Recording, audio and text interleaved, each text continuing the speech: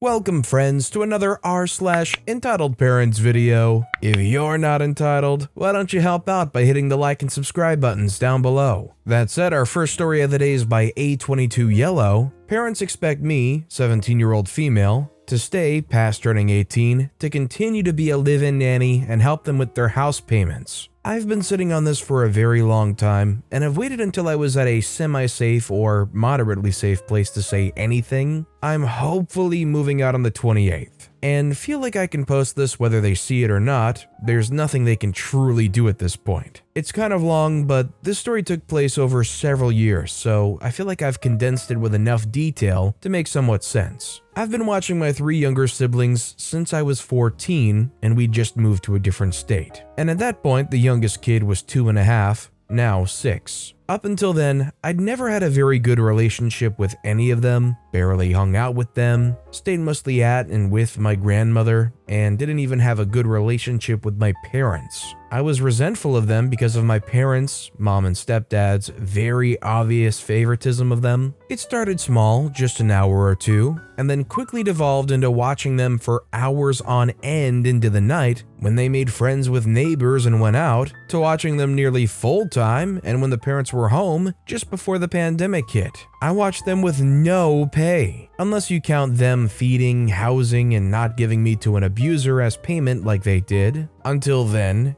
and they started with $25 a week, no exceptions, and it didn't matter how much I actually worked. And I never actually touched any cash. They would buy things for me if they had money on the side from their own spending. The pandemic made it very easy to guilt trip me into watching them all the time and sacrificing everything. There's several different stories I could tell, but some of the quick points are: I let them pull me from school to do all virtual despite having some apprehension. They pressed this solely so I could watch and pick the kids up after they went to school. I let them pay me and then hold this pay over my head. I'd be nothing without them. They'll just not even offer the gracious money they're offering and make me do anything. They'll kick me out, stop feeding me, etc. I let them continue to pull me out of school for my senior year, another long story, and I'd always said through the pandemic I wanted to do my senior year in person. I let them ruin my relationship with my girlfriend for a long while before I put my foot down and repaired it, going steady since sophomore year, as serious as a high school level relationship can get. And I let them take my opportunity to get a job and license and work for them with 45 to 60 hour work weeks babysitting. These kids are not angels. Heck, not even part angel. They go unchecked and undisciplined. I'm the only one they even semi-listen to, and that's a 50-50 chance. They run around like banshees, hit and scream, and are just generally bad kids. They're constantly on a screen and have been as long as I remember, watching scary videos and murdery videos, and things generally young children shouldn't be watching. They stay up as late as I do. I've had trouble sleeping literally since I was a baby, and I'm trying to help myself without becoming dependent on melatonin and such so I don't become immune. And even sometimes later. For reference, that can mean 4 to 5 to 6 a.m. and sometimes I get knocks on my door asking for food and such. It's not just me who says these things. My grandmother who watches them when we go back to our hometown, my family who sees them, my girlfriend's family who's seen them act this way, their teachers, etc. also say this or say it more politely. The youngest is the worst, going the most unchecked and ignored, and when she's bad, it's, well, she has ADHD, so... No, it's not an excuse, not even a diagnosis. You just don't parent her and don't want to help her, Mom. I have ADD, diagnosed, unmedicated because my mom refused to remedicate me after the last pills made it difficult to maintain weight and gave me facial tics. I understand that sometimes it's not fun or easy for people to be around me, but even I can say I don't think she has ADHD, or even if she does have it, I think she has a mom who doesn't discipline her and instead encourages bad behaviors. It's ridiculous. The middle kid's becoming more mature at 9 but still unchecked and doesn't listen. The oldest is now 12 and realizing his parents don't actually parent, and is becoming resentful as the younger girls get favored because he's getting prepped to be the next me. I understand the whole older kids babysitting younger kids thing, but you cannot expect a 14-year-old who barely recognized her siblings' voices to be able to cope with that kind of childcare job. Heck, I don't even really like children. And even as a kid, I didn't really hang out with younger kids than me because I found them annoying. Ironic, I know, because I was probably just as annoying. Making me do this made me resent them even more, in all honesty.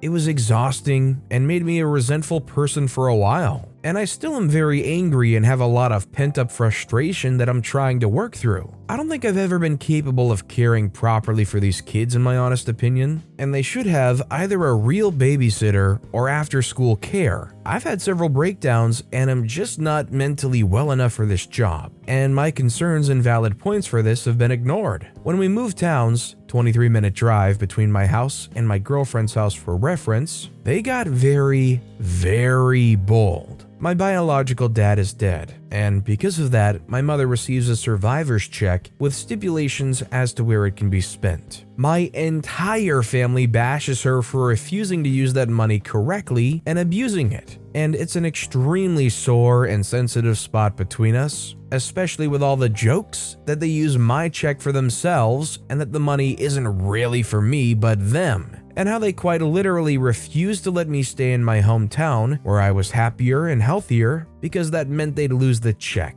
They've openly admitted that they were never going to let me know of its existence because they didn't want me to know. I found out the only reason they can afford the house we're in is because of the check. They depend on this despite having a second job and well-paying government jobs. You might say, well, the pandemic. But no, they've admitted if they just cut back on frivolous things like that $1,000 armchair they bought in December and my mom's purses and all of their other BS, they'd be able to do it on their own. They guilt trip me by saying that if I don't stay, they'll lose the house and it'll be all my fault. Eventually, it all came to a head back in October. I put my foot down and demanded I get a job. I needed money for college and had nothing to show for my life, and had no way to pay for college, not even a license to get there at that point. This ended in a huge blowout fight where I did some things I regret. I called names, kicked a recycling can over, punched a wall, got on my parents' faces when they did mine, essentially stooped to their level, and I'm ashamed to admit it, but I'll own up to my mistakes. And she trashed my room and told me she'd never let me leave and that as long as I was her kid, I had no say in anything and my life was hers to control essentially. She went on a rampage saying how she'd take every contact to everyone I knew away and how she'd make everyone hate me and how she'd make it so I couldn't physically leave because I was all alone and had no one. I'm extremely afraid of this. I'm afraid of people leaving me. I'm afraid of people not coming back, and she knew this as she said it all. I snapped out of it at that point, realized I had a scared dog upstairs who'd be coming back to my bedroom with glass everywhere because my mom threw a box of 20 or so glass bottles on the floor, collected for recycling, realized I had a girlfriend I loved who wanted to be in my life, school to attend that I couldn't if she were to take my laptop, and that I would still have to watch her kids to actually eat and survive here. I immediately backpedaled and apologized and went along with what she was saying. I was promised therapy, pills, help with the kids, whatever BS she spilled out, and I knew everything was a lie. I refused to watch them until we had an agreement, and then I was paid $32 a week flat. I'd be leaving Friday to Sunday for a real job in my old town with my girlfriend, so I lost Friday's money. Whatever, I'd be making way more at the new job. It was supposed to be in cash, but that stopped about a month afterward, where it was put on a Cash App card, but only with whatever they could spare depending on my wants and their extra money that they didn't spend. Since then, I've been threatened to be held at my house so I'd be fired with my phone turned off because my job's policy is if you don't show up to a scheduled shift without any kind of notice, with an exception to emergencies of course, then you're fired. They run a formal restaurant that's successful and can't risk liabilities like people who don't show up, which I understand. I've been avoiding a bank account because I don't want her to access my money. I cash my money with my girlfriend and hold it at her house, not mine. I'm looking for a car, and I'm getting ready to make a DMV appointment the week of my birthday, hopefully, along with a bank and savings account and walker's license. They've been getting more and more aggressive with saying I'm not leaving, to the point it's mentioned at least once a day. At first it was, you aren't leaving until you graduate, so we have someone to watch the kids.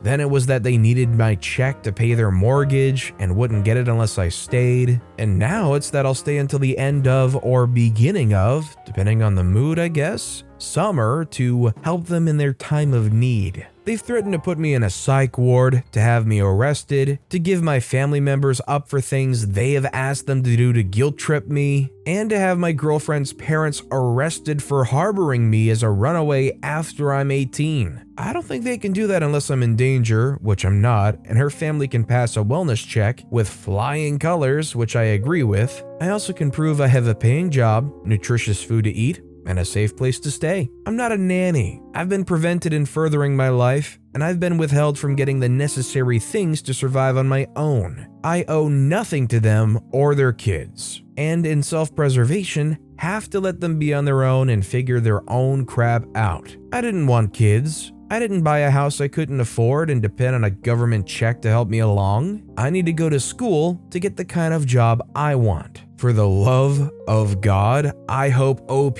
gets out of there ASAP. Do you agree with me that OP should get everything planned up right up until the moment they're leaving and not mention a single word? Just one day or night, just totally slip out, pack everything up and disappear? Try to slip right under their noses? Let me know what you guys think in the comments down below. And our final story of the day is by Craggle Tom. Evil Mamabear told me to use my own money, so I did. As many know, my sister tried to get money out of me a lot when we were kids, and she never wanted to pay back any loans, so I almost never loaned her anything. On this day, I was 14 and was essentially babysitting my sister around the mall. It was a Saturday and my dad was at work. Evil Mamabear wanted to get her hair and nails done, so she told me to walk my sister around in the mall. We went to a few places, and my sister blew through $40 pretty much right away. Then she tried to drag me into a lingerie store. Yeah, my 11-year-old sister tried to take me to look at ladies' underwear. I refused to go in and she pouted. So we went to the food court. Sis went for her favorite food there, and I got a burger if I recall correctly. Then Sis dragged me around some more, and we went to the video store. Sis wanted to buy a DVD of a new movie that was released at the time,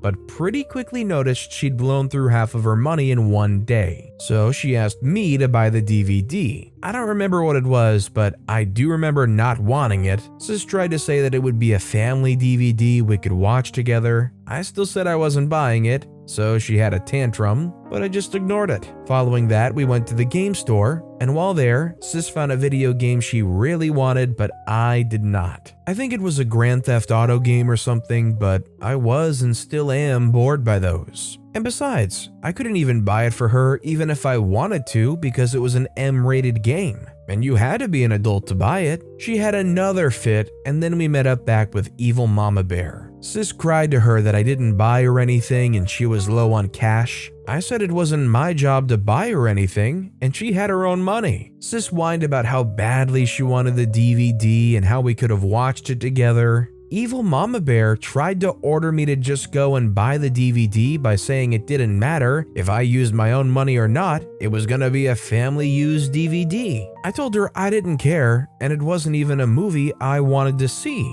Evil Mamabear got on my face and again ordered me to go buy the DVD with my own money, while pointing in the direction of the video store. So I just laughed and said that I wouldn't. Even through all the makeup on her face, I could see how red she was turning. Then I said I would use my own money the way I want to, and just started walking. I walked straight back to the video store, bought a much cheaper used anime DVD that I wanted instead, then went back to the game store and bought a used copy of Legend of Zelda Wind Waker, back when a used copy still only cost 20 bucks. Well, my Legend of Karen mother called me selfish and said I was a bad brother. I just reminded her of how my money was my own. And even Dad told her that. I won't spend it on anything I don't want. We left the mall, and both my mother and sister refused to speak to me for the rest of the day. I took the GameCube into my room and had a blast playing Zelda. We did have another copy of the same game, but my sister liked to hoard it for some reason because she knew I liked playing it. Whenever I mentioned I wanted to play certain games, my sister suddenly had a renewed interest in them, and then insisted on playing them again first. So getting my own copies when I could was a must because I could keep them in my room. Still have that Wind Waker game too, as it was one of my first few games. My sister managed to not steal or break when she stole the Xbox 360 and destroyed 3 other game systems at my dad's house. I feel bad for OP because